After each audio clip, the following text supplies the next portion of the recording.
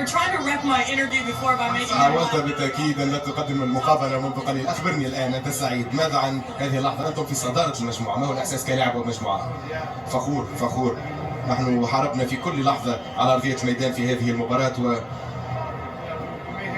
وكتبنا التاريخ اليوم. أظن بأن الجميع في غرفة تغيير الملابس وحول العالم يدركون ذلك، يمكن أن يكون فخورين. سجلت الهدف الأول، ما هو الإحساس؟ رائع رائع، إحساس رائع. الهدف الأول إحساس رائع.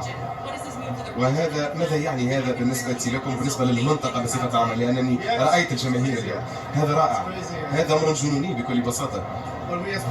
بالنسبة لنا كلاعبين نعرف أنه عندما يلعب المنتخب المغربي الأجواء دائما ما تكون هكذا، ونعرف هذا الأمر ونعرف جماهيرنا، ولكن إحساس رائع، ولهذا نلعب كرة قدم. أعظم سعادة للمستقبل وتهانينا للدور القادم. شكرا لك.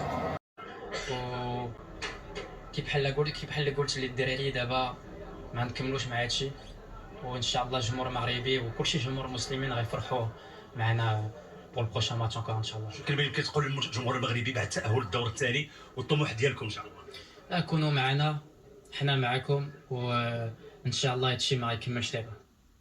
مبروك.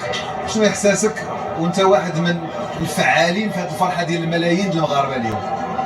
وشوف اش غنقول لك، الضغط اللي كان عندنا كتلعب مع فرقه اللي ما خسرها والو، وحنا خاسرين كلشي، ولا ما كناش ربحنا اليوم بحال اللي غندوزو فرقه عاديه، سورتو مع الماتش اللي درنا مع بلجيكا. درنا تري بون بروميير ميطون، باغ كونت لا دوزيام ميطون ما كانش عندنا الانرجي باش نمشيو نبريسيو باش نخليو الكره عندنا. اي ابخي سي باتو، دابزنا مع الروح ديالنا مع القلب ديالنا، والدراري اللي دخلوا والدراري اللي تقاتلوا فرحوا الشعب المغربي. اللي مهم هي دوزنا 7 نقاط، سي اكستراوردينير. الاول بالجروب دابا غنشوفوا مع شكون غنطيحوا، دابا خصنا اليوم نفرحوا وغدا نرجعوا الخدمه ان شاء الله. واش كتفكر من الان مع من غادي تلعبوا؟ لا ما كنفكروا. المانيا، لا ما نفكروا في والو. اللي كنفكروا هي نرتاحوا بالزربه.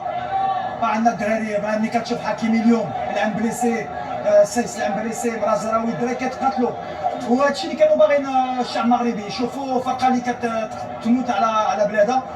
والحمد لله الحمد لله. شكرا.